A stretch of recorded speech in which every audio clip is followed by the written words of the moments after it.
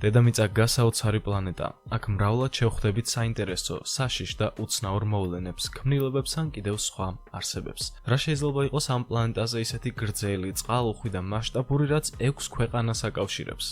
დიახ, მდინარე სახელად ამაზონი. ის სამხრეთ ამერიკაში მდებარეობს და მსოფლიოში ცნობილია აუზის ფართობითა და წყალუხვობით.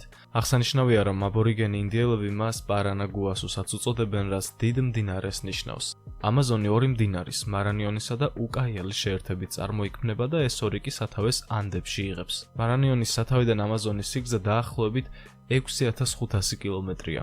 უკაიალის სათავიდან კი 7100 კილომეტრს აღწევს. აუზის ფართობი 7.180.000 კვადრატული კილომეტრია. აუზის უდიდესი ნაწილი მდებარეობს ბრაზილიაში, ბოლივიაში, პერუში, ეკვადორსა და კოლუმბიაში. კიდევ ბევრი საუბარი შეიძლება ამაზონზე, რადგან მდინარე საოცრად მასშტაბური და მრავლის მომცველია. ჩვენ ბევრი ვისაუბრეთ მის ფართობზე და სიგრძეზე. საინტერესოა, ოდესმე თუ დაფიქრებულ ხართ, რამდენი ხიდი აქვს ამ გასაოცარ მდინარეს? ალბათ ათასობით. ასობით თუ ათობით. რაოდენ გასაკვირიც არ უნდა იყოს, პასუხი არის არც ერთი. დიახ, მდინარე ამაზონზე არც ერთი ხიდი არ არის. საინტერესოა რატომ? რა არის ამის მიზეზი? ტალღები, ცუნამი, ვულკანი თუ უზარმაზარი გველი, რომელიც იქ დაცურავს? მოდი ერთად გავიგოთ ამ კითხვაზე პასუხი. როდესაც გვესმის მდინარის სახელი ამაზონი, ალბათ პირველი ასოციაცია, რაც თავში მოგდის, ეს არის სიდიდე, სიგრძე და ის ზოგადი ფაქტები, რაც მის შესახებ ფართოდაა გავრცელებული. მაგალითად ის, რომ მდინარე ატლანტის ოკეანეს ჩაედინება და ამგვარად სუფთა წყლით ამარაგებს მას. მდინარე ყოველ წამს 166.558 litrს უშვებს ოკეანეში, ყოველდღიურად და ეს კი საოცრად დიდ მასშტაბს აღწევს. დღეში დაახლოებით გამოდის, რომ 14 მილიარდ 400 მილიონ ლიტრ წყალს ატარებს ეს მდინარე. უფრო მეტად და მარტივად გასაგები რომ იყოს, თუ რა მოცულობაზეა საუბარი, მოდი შევადაროთ ოლიმპიურ აუზს. დაახლოებით 6000-მდე ოლიმპიური აუზის ოდენობის წყალი იღრება ყოველდღიურად ამაზონიდან ოკეანეში. წყლის ეს რაოდენობა შეადგენს ყველა იმ მდინარის 20%-ს, რომლებიც ოკეანეში ჩაედინებიან. მოკლედ, გასაგებია, რომ ამაზონი უზარმაზარია, მაგრამ საერთოდ არ ნიშნავს ეს იმას, რომ მას არც ერთი ხიდი არ უნდა ჰქონდეს. განსაკუთრებით, თუ კი ხიდი ისეთ ადგილას იქნება, სადაც მდინარის ტანი შედარებით ვიწროა. ისიც აღსანიშნავია, რომ ცხელ სეზონებზე წყალი შედარებით დამშრალია და არც თუ ისე მოცულობითია. ზოგიერთ ადგილას დრო და დრო მისი სიგანე 3-დან 10 კილომეტრამდეც კია. შესაძლოა ეს ბევრი გეჩვენებათ, მაგრამ მოდი შევადაროთ. მაგალითისთვის ავიღოთ Golden Gate, რომელიც სან-ფრანცისკოში მდებარეობს. ხიდის სრული სიგრძე 2 კილომეტრი და 700 მეტრია. ერთი შეხედვით ეს შედარება იმედს გვაძლევს, თუმცა დროებით. მხოლოდ მანამ სანამ წვიმების სეზონს ვახსენებთ. დეკემბრის შუა რიცხვებიდან დაწყებული მაისის ბოლომდე ამაზონის ტერიტორიაზე წვიმების სეზონი იწყება. ამ პერიოდში გაუჩერებლად წვიმს თანაც დიდი ნაკადით. წყლის დონე კი სულ მცირედ 15 მეტრით იმატებს და ეს დაახლოებით 5 სართულიანი კორპუსის სიმაღლეა. ფიქრობთ, რომ სულ ეს არის? არა, ეს არაფერია იმის ფონზე, რაც რეალურად ხდება იქ, ამ ამოუცნობ მდინარეზე. წვიმების სეზონზე ამაზონი არა მხოლოდ წყლის დონეს იმატებს, არამედ სიგანეში ფართოვდება.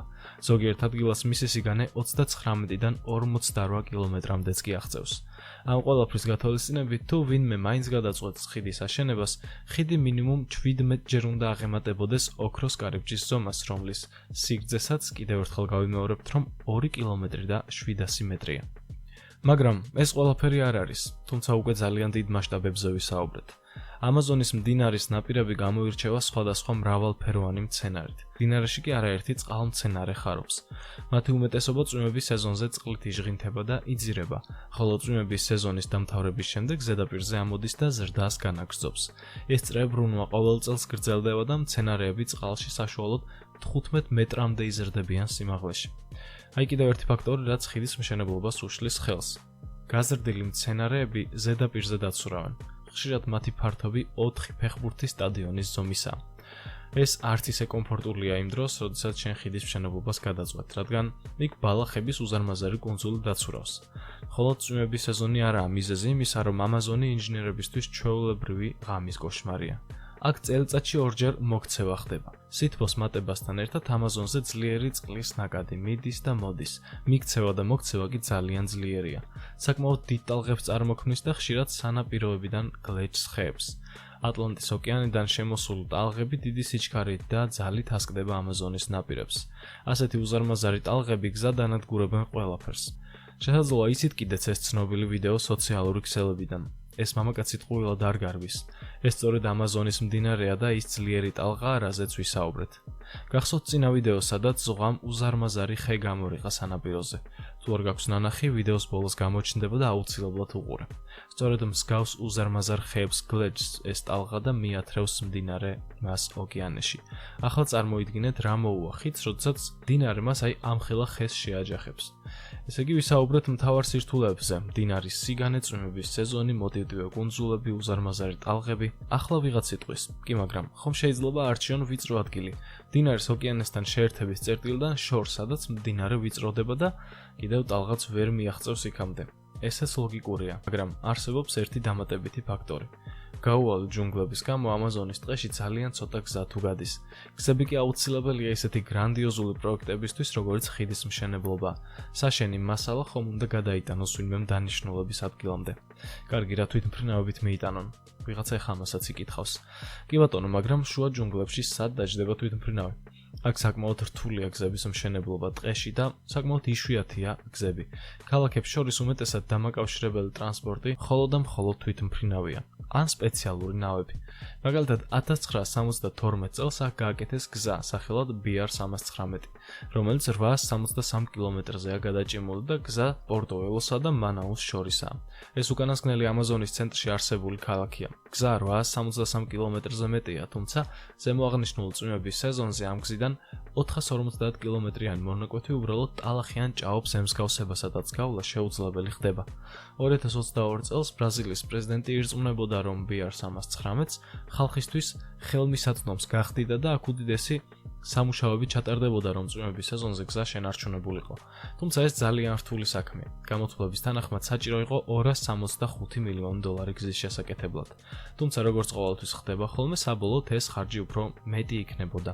ეს მხოლოდ ერთი გზის მშენებლობის თანხაა. 2010 წელს ბრაზილიამ რიო-ნეგროზე ააშენა ხიდი. რიო-ნეგრო ამაზონის მარცხენა შენაკადია, რომელიც ბრაზილიაში უერთდება ამაზონს. ეს ხიდი სიგრძეში 3,5 კილომეტრია. ის ინჟინერიის საოცრებაა და აერთიანებს ორ ქალაქს, მანაუს და ირანდუბას. ხიდი რიო-ნეგროზე $570 მილიონი დაჯდა. თუ კი ხიდი ამაზონის მდინარეზე დაახლოებით მსგავსი თანხა დაჯდება და ამას დამატებული გზის საფასური, ჯამში მივიღებთ $835 მილიონი. თითქმის 1 მილიარდს, მაგრამ გაითვალისწინეთ, რომ რიო-ნეგროს ხიდზე მოთხოვნა დიდია და მას მნიშვნელოვანი როლი აქვს იქ მცხოვრები ხალხისთვის, რადგან მას უამრავი ადამიანი იყენებს. სამწუხაროდ ამაზონის მდინარე მცირე მოსახლეობის მქონე ქალაქებში გადის, სადაც ხიდზე მოთხოვნა არც ისე დიდი იქნება. ასეთმა ნაგებობამ უნდა გაამართლოს ის ხარჯი, რასაც მისთვის გაიღებენ. აქ ადამიანების უმეტესობა მიეჩვია გადაადგილებას ნავებით. მარტივია, თუ არ არის გატეხილი, შეკეთებაც არ სჭირდება და იაფია. რიო-ნეგრო სათავეს იღებს კოლუმბიაში, ანდების მთებში. შემდეგ გაედინება ვენესუელის ტერიტორიაზე, რის შემდეგაც გადის ბრაზილიაში. მდინარის წყალი შავი ფერისაა, რაც რკინისა და ორგანული ნივთიერებების მაღალი შემცველობით არის განპირობებული. შთამბეჭდავია რიო-ნეგროსა და ამაზონის შეხვედრის ადგილი. პრაქტიკულად ისინი ერთმანეთში არ ირევიან შემადგენლობის გამო. სხვაობა იმდანაც დიდია, რომ ის კოსმოსიდანაც კი ჩანს. სხვაობის მიზეზი წყლების შემადგენლობა, სიჩქარე და ტემპერატურაა. არსებობს კიდევ ერთი მიზეზი ამ ტერიტორიაზე ხიდის არ არსებობისა და ეს მიზეზი ერთ უძლიერეს არსებას უკავშირდება. ადგილობრივები ყვებიან, რომ სწორედ ტიტანობოა იყო არსება, რის გამოც ვერასდროს აშენდა აქ ხიდი. ტიტანობოა არის პალეოცენური პერიოდის გიგანტი გველი. მისი სიგრძე აღწევს 15 მეტრს და წონა 1 ტონაზე მეტია. გინესის რეკორდების წიგნის თანახმად დღემდე ყველაზე გრძელი გველი 10 მეტრის სიგრძისაა, ხოლო ყველაზე ჭარბწონიანი 185 კილოგრამს შეადგენს. როდესაც პალეოცენურ პერიოდის გველს ტიტანობოას შევადარებთ ამ რეკორდს მენგველებს, მაშინ მივხვდებით უდიდეს სხვაობასაც. მოდით ცოტა ტიტანობოას შესახებაც ვისაუბროთ. ეს გიგანტი უამრავი წლის წინ ცხოვრობდა ჩვენს პლანეტაზე. ის საშუალოდ ერთი ავტობუსის ზომის იყო და შეიძლება ითქვას, რომ მას კონკურენციას დედამიწაზე ვერც ერთი არსება ვერ უწევდა. უზარმაზარი ნიანგი და სხვა მსგავსი არსებებიც კი ტიტანობოასთვის ჩვეულებრივი საუზმე გახლდათ. აღსანიშნავია ისიც, რომ თავად ტიტანობოას საკმაოდ რთულ პერიოდში უწევდა ცხოვრება, რადგან მის დროს სხვა ასევე არანაკლებ საშიში არსებებიც ბინადრობდნენ ჩვენს პლანეტაზე. დღეს არსებულ ყველა გრძელ გველთან შედარებით, ტიტანობოას დაახლოებით 3-ჯერ უფრო დიდი სხეული ჰქონდა. ჩვენს დროში ანაკონდა ყველაზე დიდ გველად ითვლება. მაგალითისთვის შევადაროთ ლეგენდარულ მწვანე ანაკონდას. 1992 წელს აღმოაჩინეს 8 მეტრი და 80 სანტიმეტრის მწვანე ანაკონდა, რომელიც 227 კილოგრამს იწონდა.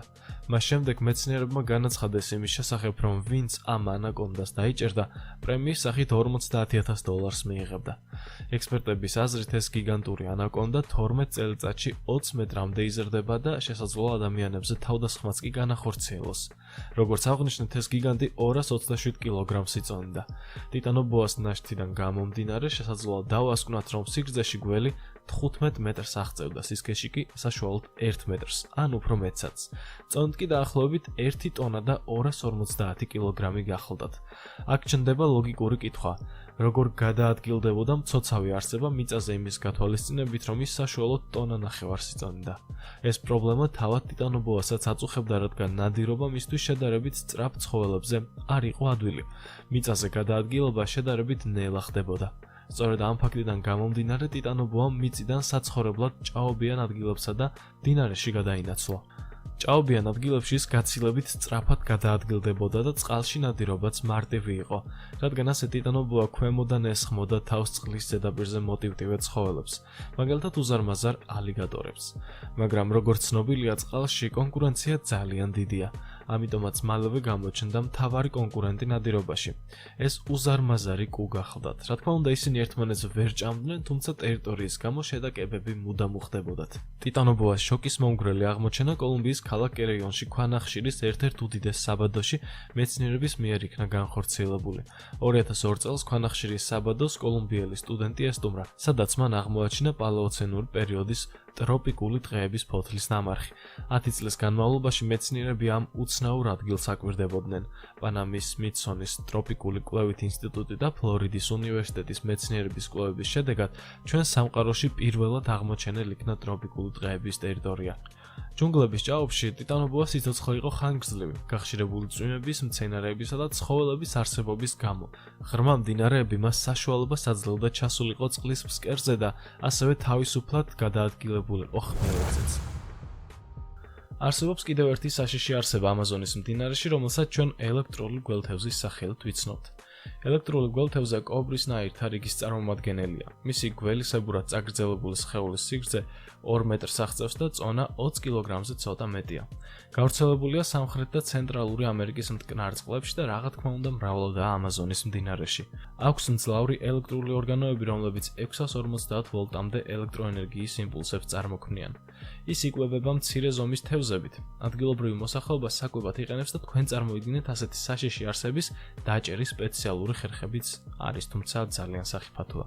საუკუნის განმავლობაში მიიჩნეოდა, რომ დიდ ამაზონის რეგიონში, რომელიც ბრაზილიის, სურინამისა და გაიანის ტერიტორიებს მოიცავს, ელექტრულ გველთევზას მხოლოდ ერთი სახეობა არსებობდა, მაგრამ თანამედროვე კვლევებმა აჩვენა, რომ არსებობს კიდევ რამდენიმე სახეობის გველთევზა, რომელიც ამაზონის მდინარეში ბინადრობს და მისი ელექტროენერგიის ძალა გაცილებით მეტია, ვიდრე ეს ძველი კვლევების შედეგად იყო დადგენილი.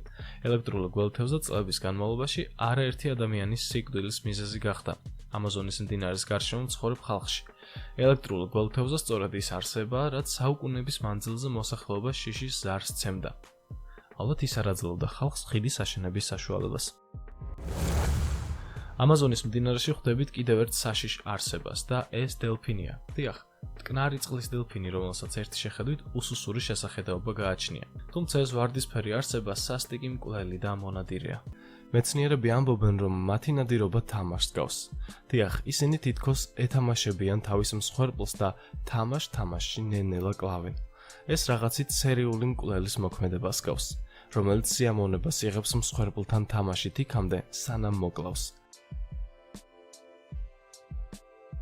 როგორც უკვე გითხარით, ამ ფაქტს უფრო ახალგაზრდა დელფინებიც უყურებდნენ. ეს კი ერთგვარი საჩვენებელი შოუ იყო მათთვის. ვინ იცის, იქნებ გველები ამ დელფინებისთვის ძირითად საკვებ საშუალებას წარმოადგენენ. არსებობს კიდევ ერთი ვერსია. ვარდისფერი დელფინები ხშირად ატარებენ სხვადასხვა გრძელ ნივთებს. მათ ერთგვარი რიტუალი აქვთ. მაგალითად, გადააქვთ გრძელი ჯოხები კბილებით. დაზუსტებით ვერ ვიტყვით, რომ ამ დელფინს გველი ჯოხი ეგონა, მაგრამ ალბათ აქაც არსებობს რაღაც საერთო. და მაინც, რა ვიცით ამაზონის მდინარის დელფინებზე? აი ზოგადი ინფორმაცია მათ შესახებ. ამაზონის მდინარის დელფინი ასევე ცნობილია როგორც ბოტო, ბუფეო და ვარდისფერი მდინარის დელფინი. ეს კი კბილებიანი ვეშაპის სახეობაა. სულ არსებობს 3 სუბსახეობა: ამაზონის მდინარის დელფინი, ბოლივიური მდინარის დელფინი და ორინოკოს მდინარის დელფინი. სამივე სუბსახეობა შესაბამისად ამაზონის დაბლობზე, ბოლივიაში, მადეირას ზედა მხარესა და ორინოკოს დაბლობზე მდებარეობს. ამაზონის მდინარის დელფინი მდინარის დელფინებს შორის ყველაზე დიდია. ზრდასრული ამაზონის მდინარის დელფინი 185 კილოგრამს იწონის და 2 მეტრანახევრისაა სიგრძით. ზრდასრულები ვარდისფერ შეფერილობას იღებენ, რომელიც უფრო მეტად მამრებშია შესამჩნევი და ამ სახეობის ზედმეტ სახელსაც განაპირობებს. ვარდისფერი მდინარის დელფინი. სქესობრივი დიმორფიზმი ძალიან შესამჩნევია. მამრი დელფინები მდედრებზე 16%-ით უფრო გრძელები და 55%-ით უფრო მძიმეები არიან. კბილებიანი ვეშაპის მსგავსად ამ სახეობასაც აქვს მელონი, რომელსაც ეკოლოკაციისთვის იყენებს. ამაზონის მდინარის დელფინებს საკვების ყველაზე ფართო რაციონი გააჩნიათ და 53 სხვადასხვა სახეობის თევზით იკვებებიან, როგორებიცაა სციანისებრნი, მტკნარი წყლის თევზები და პირანიასებრნი. იკვებებიან სხვადასხვა ცხოველებითაც, მათ შორის მდინარის კუებითა და მტკნარი წყლის კიბორჩხალებით. 2008 წელს ბუნების დაცვის საერთაშორისო კავშირმა ამაზონის მდინარის დელფინები მცირე რიცხოვანი გვარის კატეგორიას მიაკუთვნა.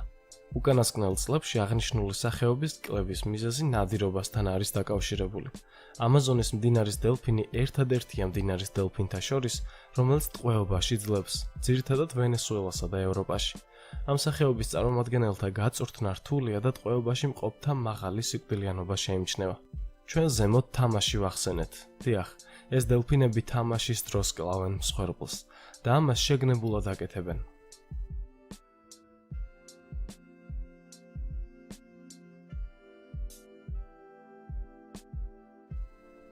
იცით ეს რომელი თევზია? დიახ, ეს ფუგუა, ის შხამიანია, ზოგიერთ სახეობას ეკლებიც კი აქვს, თუმცა ამ დელფინს ეს არ აინტერესებს. მტკნარი წყლის ფუგუებს ხშირად ემტერება ვარდისფერი დელფინი. ის მათ თამაშში ითრევს და შეხედეთ რას აკეთებს. ასე ნელ-ნელა, თამაში თევზი ისე კვდება, რომ თვითონ ვერც იგებს. გაქცევის შანსი ნულია, აბა სცადოს და გაიქცეს. ვარდისფერი დელფინი არასდროს აძლევს მსხვერპლს იმის უფლებას, რომ თამაშიდან გავიდეს. ყველაფერში დამნაშავე დელფინის მაღალი ინტელექტია. ის საკმაოდ ჭკვიანია და ამიტომაც ირჩევს ნადირობის ასეთ ფორმას, თამაშის სიკვდილს. სახეობა პირველად ფრანგმა ზოოლოგმა და ანატომმა ანრი მარი დე ბლეინვილმა აღწერა 1817 წელს. თავდაპირველად ამაზონის მდინარის დელფინი მდინარის დელფინისებრთა სუპერ ოჯახს მიეკუთვნებოდა, რომელიც მდინარის დელფინთა ყველა სახეობას აერთიანებდა და პარაფილურ ჯგუფს ქმნიდა. დღეისთვის აღნიშნული სახეობა ამაზონის დელფინის სუპერ ოჯახშია გაერთიანებული. ზრდასრულები ვარდისფერ შეფერილობას იღებენ, რომელიც უფრო მეტად მამრებშია შესამჩნევი და ამ სახეობის ზედმეტ სახელსაც განაპირობებს. მამრი დელფინები მდედრებზე 16%-ით უფრო გრძელები და 55%-ით უფრო მძიმეები არიან. ამაზონის დაბლობზე ამ სახეობის მოხვედრის ზუსტი პერიოდი არ არის ცნობილი. ერთ-ერთი ვერსიით ეს სახეობა ამაზონის დაბლობზე მიოცენის ხანაში მოხვდა წყნარი ოკეანიდან, სანამ ანდები წარმოიქმნებოდა ან ატლანტის ოკეანიდან. სახეობათა და სუბსახეობათა კლასიფიკაციის შესახებ დღემდე დებატები მიმდინარეობს.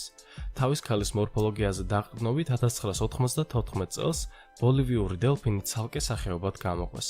2002 წელს ორინოკოს დაბლობიდან აღებული მიტოქონდრიული დნმ-ის ნიმუშების ანალიზის შედეგად გენეტიკოსებმა ეს დელფინები გვარის 2 სახეობად დაყვეს: ბოლივიის დაბლობზე მდებარე სახეობებად და ორინოკოსა და ამაზონის დაბლობებზე მდებარე სახეობებად. ახლა გეტყვით ერთ გასაოცარ ფაქტს. დელფინები გართობის მიზნით კლავენ. დიახ, არ მოგესმათ. ეს დეტალი დაზუსტებული ფაქტია. ისინი ხშირად ისე კლავენ მსხვერპლს, როცა საერთოდ არ შეათ. ეს ყველაფერი კი გართობის მიზნით. მდინარის ნაპირზე არაერთხელ აღმოუჩენიათ მკვდარი თევზები ან პატარა დელფინები, რომლებსაც ვარდისფერი დელფინის კბენის კვალი ჰქონიათ. მთლიანობაში ეს მტკნარი წყლის მონსტრი ძალიან საშიში არსებაა. ჩნდება კითხვა: რა მოხდება თუ კი მის თამაშში აღმოჩნდება ადამიანი შემთხვევით? შეძლებს ის თავის დაღწევას? ალბათ ეს საეჭვოა.